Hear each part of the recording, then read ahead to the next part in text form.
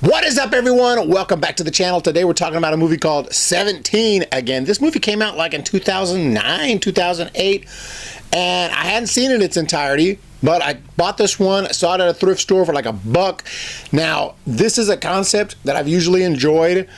There's quite a few movies that do this where an older person suddenly gets into their younger body and chaos ensues, and there's some hilarity and there's some kind of a lesson learned and whatnot. So this one I hadn't seen yet, so I thought I'd buy it and check it out. It stars Zac Efron as the younger version of the man and Matthew Perry as the older version. It's got Leslie Mann, it's got Thomas Lennon, so there's some recognizable actors in here, some good comedic talents in here.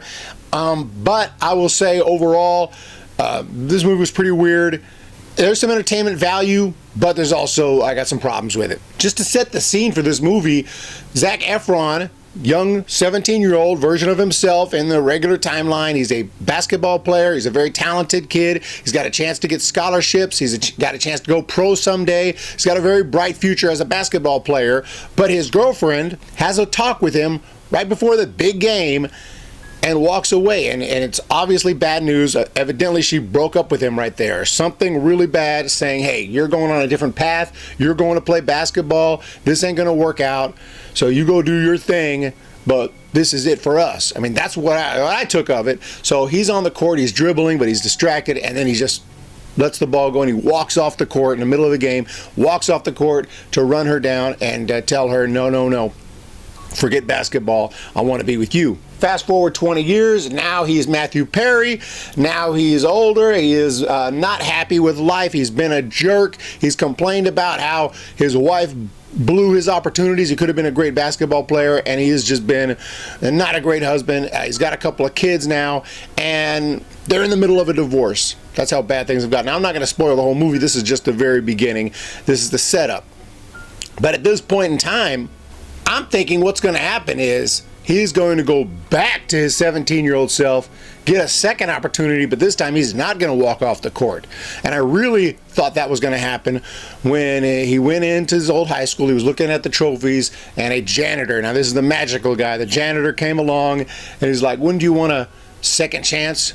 Something like a second shot at going back and being 17 again. And so now I'm thinking, okay, he's going to go back to that day. He's not going to walk off the court. He's going to get his scholarships. Maybe college ball is going to be a little tougher than he thought. Maybe life's going to be a little tougher than he thought, and he's going to get older, and he's going to be worse off than he was, maybe. I don't know. Or maybe he'll be better off, but, you know, somewhere it feels like he's missing something. His kids won't exist. He'll miss his wife. And so that's where I thought the movie was going. That made sense to me. I was eager to see that story, but no, instead he just magically appeared 17 in the same timeline, and now Matthew Perry doesn't exist anymore in this world, even though everyone else is the proper age, and suddenly he's 17 again. Okay, maybe this is going to be interesting. We'll see what happens, how this goes. Now he's going to go to high school with his own kids. But don't you think, and I'm sorry, I just had this problem with, like, I'm thinking to myself, if my dad, while I was in high school, suddenly became 17 and came to high school, I would immediately recognize him. Now, maybe I would be like, whoa, clearly it's not him because he looks like he's 17, but he would sound like him, he would walk like him, he would talk like him. You know, people's mannerisms are the same. People look the same except younger, right? I mean, wouldn't you see your dad, the 17-year-old version, and be like, oh my God, bro, you look just like my dad. You sound like my dad. You remind me of my dad. It's freaking me out. But that never happened. That never happened, at least not with the kids. Zac Efron's character now as a 17-year-old became really close with his son, who was also around the same age. He was trying to teach him to be confident because, you know, the son was a really good basketball player, but he couldn't get a shot because he was kind of a nerd, unbeknownst to the dad, who found out like the guy's a complete outcast. So he was trying to give him confidence. He was also trying to help his daughter, who was with the absolute bully of the school. That was her boyfriend. He was just a complete jerk. So obviously that wasn't good. So he was trying to deal with that situation. But neither the daughter or the son ever acknowledged that he was familiar in the least bit, even when he would kind of go full dad mode and give a speech and kind of shout and say, no, that ain't happening. You will never be with that guy. Do you understand me? And she would just be like, and walk off, but they would never be like, oh my God, Dad? If they would have just acknowledged it just a teeny bit, or just had one line or two like, oh my God, you kind of remind me of my dad, it would have helped a lot. It would have made it a little more believable, I guess, even though, of course, the whole thing is science fiction. But I will say at least the mom, who knew him when he was 17, did that. She went up to him and was like, what the heck? You look just like... At least they had that. So once you get past the fact that pretty much no one except the mom recognizes him, which doesn't make sense to me, there's some decent comedy. There's a few laughs. It's pretty entertaining. It's somewhat entertaining. It's not great or anything. He definitely starts to help his kids. He definitely starts to see the value in being with them. He definitely starts to miss his wife. And he's attracted to his wife, and that brings some kind of creepiness into the movie where he's kind of getting very close to his wife, who is, 20 years older, and he's still 17. And then it gets really freaky when the daughter starts hitting on him, and that's her dad. And of course she doesn't know that, but she should recognize that. She should have those vibes, but doesn't.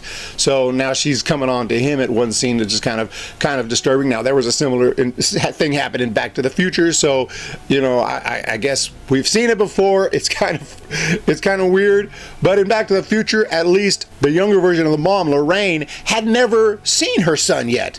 She didn't know what he looked like, younger or older or any age. She had never seen her son, so there was no way she would recognize him, other than the fact that, yeah, he had her genes, he shares some genes, so he might have a resemblance to her, but that wasn't going to be enough to recognize, to think, oh my gosh, because he didn't look like anyone she had ever seen in Back to the Future, whereas in this movie, the daughter knew that man, and she knew him through his 20s, 30s, and early 40s.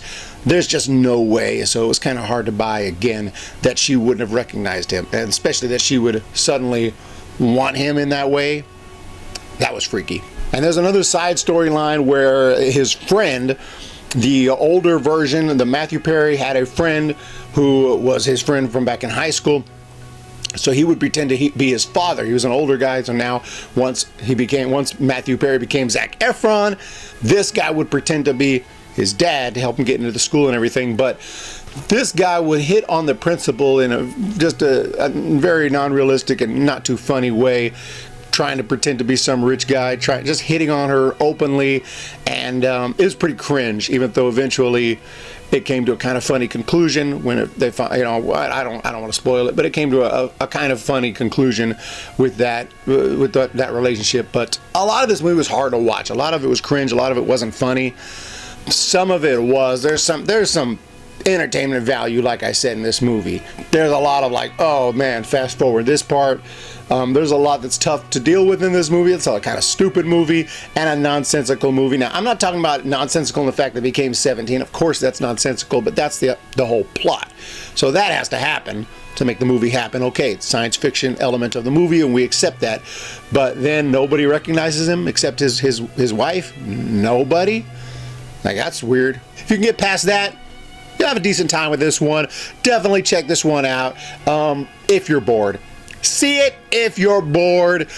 But other than that, hey, it's not bad. It's not bad. It's definitely got some entertainment value, but I may not watch it again for the rest of my life. But you guys have a great day. Hit that thumbs up. Hit that subscribe button.